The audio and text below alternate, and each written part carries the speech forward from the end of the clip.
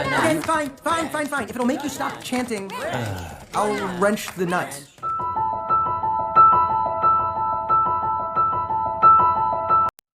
Monsters at Work is a 3D animated series developed exclusively for Disney Plus by Disney. It serves as a sequel series to the Monsters Inc. movie. For this review, I'm going to go over the first season as a whole. I'll discuss what I like, what I disliked, and how it could be improved, so warning, spoilers ahead.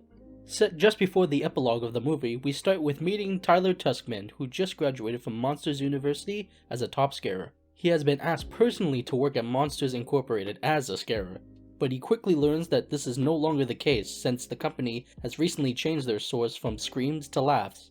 You're saying you're no longer hiring scarers? Enter Mike and Sully, who are being put in charge of Monsters Incorporated. Us in charge? They're tasked to reassign scarers and turn them into jokesters. Returning to Tyler, after he learns of the new policies, it's decided that his skills are better suited as a mechanic for MIFT, the Monsters Inc. facilities team. He of course doesn't want to be there and doesn't plan on being there for long. He tries his best to strive to be a jokester, and in the meantime he grows more and more with his team throughout the series. His new co-workers are Val, an enthusiastic and optimistic member of MIFT, who originally met Tyler at Monsters University. Tyler Tessman, right? Am I right? Those horns, dead giveaway, because they're so... Yes, sorry, do I, Val Little, Monsters University, freshman year. We had that Origins of Fear class together. Yawn. We've got Fritz, a very excitable but kind-hearted monster, and the boss of MIFT. I'm Fritz. Oh, they said they were sending over a new Mifter. Sorry, what exactly is MIFT? What is Mift? We've got Duncan, a sort of narcissistic and conniving individual who tries to make Tyler look bad and stop him from being promoted to the boss of MIFT, despite Tyler obviously not wanting the job.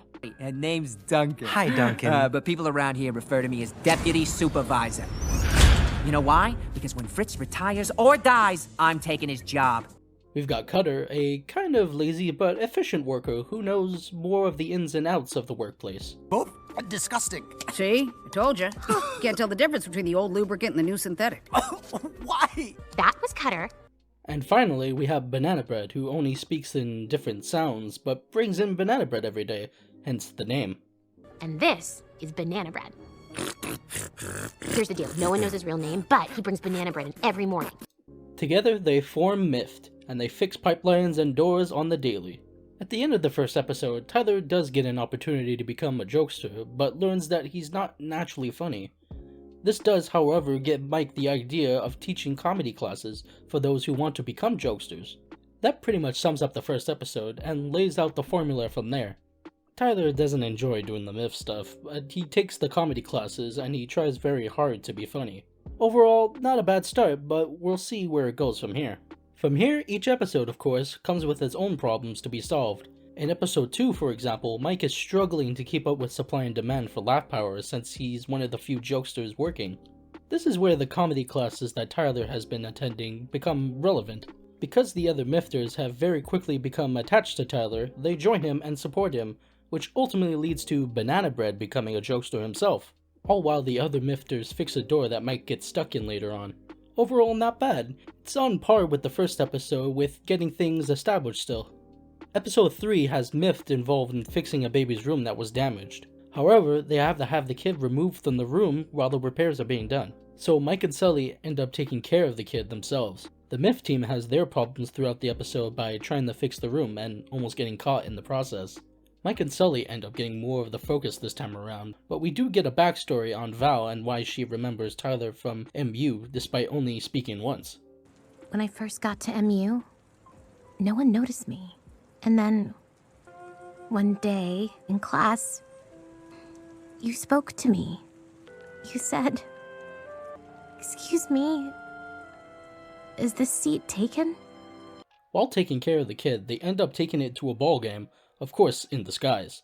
Mike's trying not to show any affection or attachment to the child, he just wants to get the job done and over with. But of course, he starts to grow attached to it, and by the end of the episode, he even sings the kid a song. I put you back where you came from, and now it's hard to say. Good night, Snore. All in all, a good episode. It gives more depth to the monster world we barely know, so it's nice to see new locations and different sides of the expanded world, as well as more character progression for our new characters and even our old ones we know. Episode 4, we see Mike get challenged by his bowling rival Gary. Mike assembles a team to play for him because he's too busy with paperwork and the laugh floor. Tyler, who wants to be in good favor with Mike, offers himself and the Myth team to bowl for him. There's a problem though, with the exception of Tyler, they all kind of suck at bowling. So of course it's bad for Tyler, or at least he thinks so at first. He tries replacing them with good players but gets caught in the act. He apologizes and teaches them how to bowl, and in the end they end up winning. Now I'll be honest, this is probably my least favorite episode of the season. It's not terrible, but it just feels kinda plain to me. The episode itself is called The Big Wazowskis, but Mike isn't even the one bowling. Also, his rival Gary is just a recolor of Mike himself, and to me that just feels a tiny bit lazy. I get it's the first season of a series, but they could have made the character look a bit more unique. I also feel that in this episode Tyler stoops to a new low where he didn't have to go, but I guess that's what they wanted him to learn from his mistakes and grow as a character. I've seen worse, but I've also seen better. Episode 5 has Duncan temporarily put in charge of Myft while Fritz is on vacation.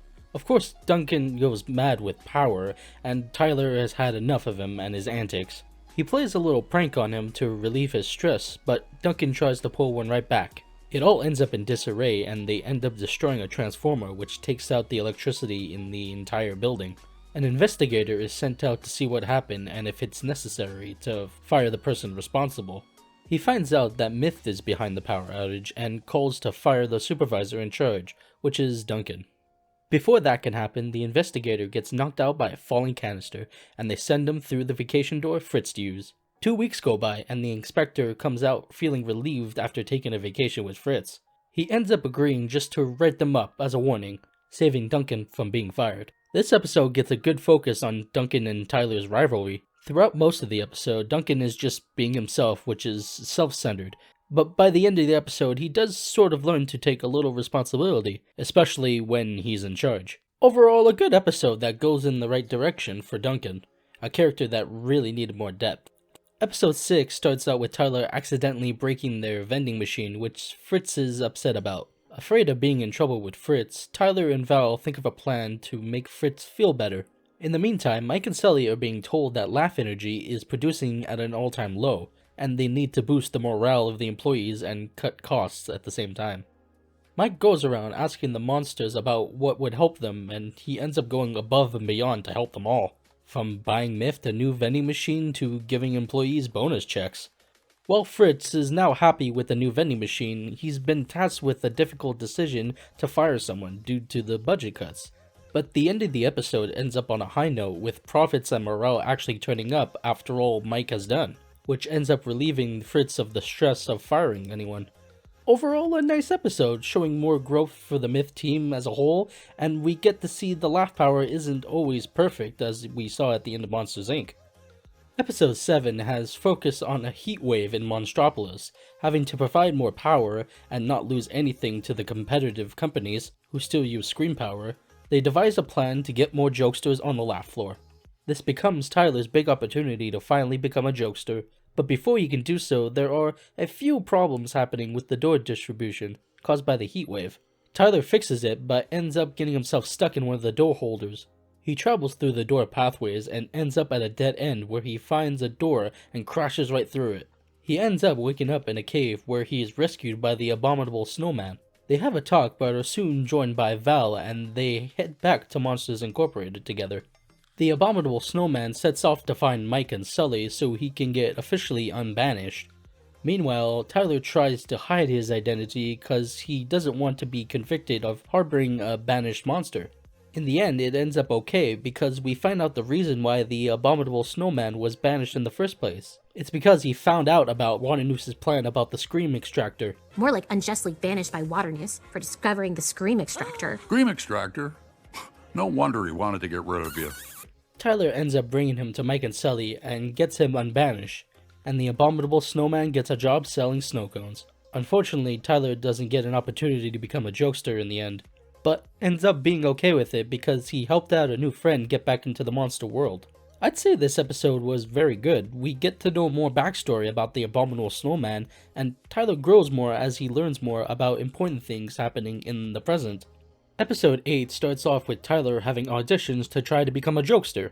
Week after week goes by, and he keeps failing the simulation every time. This leads to him being told that he's just not funny and should stop trying to become a jokester. Of course, he's saddened by this, and it seems like his dreams are finally over for him. That's it. No more auditions, no more jokester, nothing. Ever. Sorry, Double T.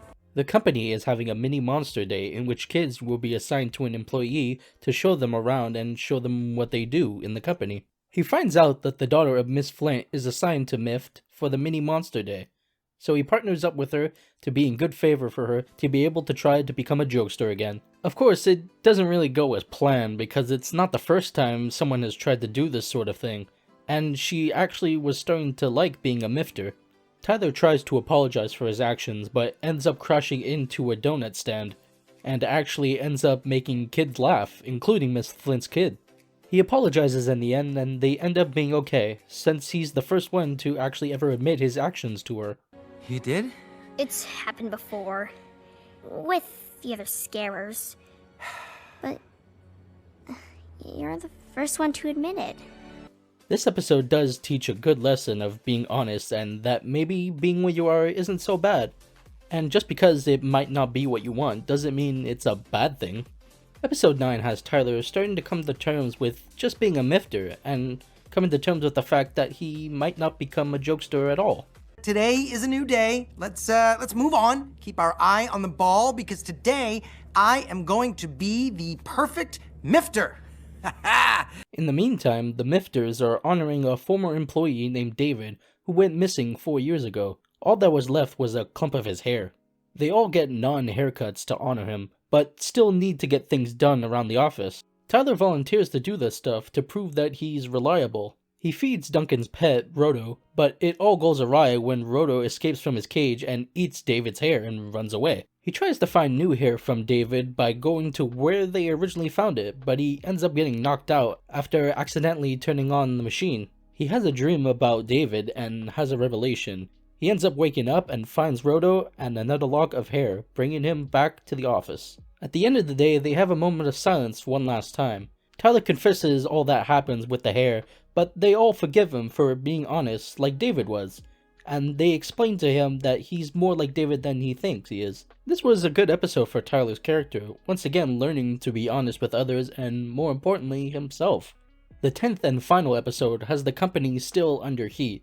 They are struggling to reach the demand of laugh energy and need to fill the quota of 1 million gigawatts by the following day. This has the whole company working extra hard to become more efficient in ways for the laugh power. Tyler comes up with the idea of having the canisters larger than the original, so they get to work on it. In the meantime, Tyler gets called up by Miss Flint, and she tells him that after the mini monster day, her daughter actually felt happy. She also says she is giving Tyler one more chance to become a jokester. He'll be in training for the time being, but if he can help them fill their quota, he'll become a full-time jokester. Tyler becomes conflicted about a lot of things because he's not sure if he really wants to become a jokester anymore, or even stay with Mift. After all that's happened, he's actually grown very close to them. He has a talk with Sully about what he should do, and Sully talks about the times he had with Boo, back when scream power was still being used. Sully also says seeing the fear in Boo's eyes was something that he never wanted to see again. I never told you about what happened with Boo. The fear in her eyes when she was scared. I didn't like what I saw. What I saw in me. So Tyler starts his training as a jokester. Meanwhile, the rest of the Mifters are already starting to miss him, despite him only being upstairs. They decide to throw him a good luck party and say goodbye for his final day as a part of Mift. Tyler is touched by this and says he wants to stay with them, but they decide to not let him and push him towards becoming a jokester. Val personally brings him to the laugh floor, which is severely understaffed, and Val ends up assisting him with his doors. His first door goes well and he gets some laughter energy out of it, and the rest of the Mift team comes out to support his dream. Mike has the last door of the day, but they run out of canisters to use. This is where the new prototype big canister comes into play. They use it for the last door, and it ends up working perfectly to store more energy. And in the end, they meet their quota to stay in business. Tyler gets the job, finally becoming a jokester, with Val becoming his assistant, and everyone celebrates. This episode has a lot of parallels to both of the movies in its final scenes. First, when Tyler comes onto the laugh floor, it parallels the end of Monsters University. It also parallels to the end of Monsters Inc., with Mike and Sully reciting their lines from the movies and showing the movie's epilogue from a different view, all leading to the end where Tyler is going into his first door of the day and the credits start rolling. I gotta say, this is definitely the best episode of the season. It had very strong writing that the show really needed. I think it's pretty up to snuff with the movies itself, definitely gives off the Pixar feel when you get to the end of one of their movies. Overall, this series is pretty good. It has some problems with some characters like Duncan being overly mean to Tyler at times, and Tyler not being honest with himself and to others. However, I think they really make up for it in the later episodes. I think Mike and Sully are a bit underused at times, but when they're on screen, it really counts. The ending definitely makes me want to see what happens next. As of right now, supposedly there is a second season in development, but nothing has been confirmed. This is a definite must-watch for Monsters Inc. fans, and it's a definite recommendation from me.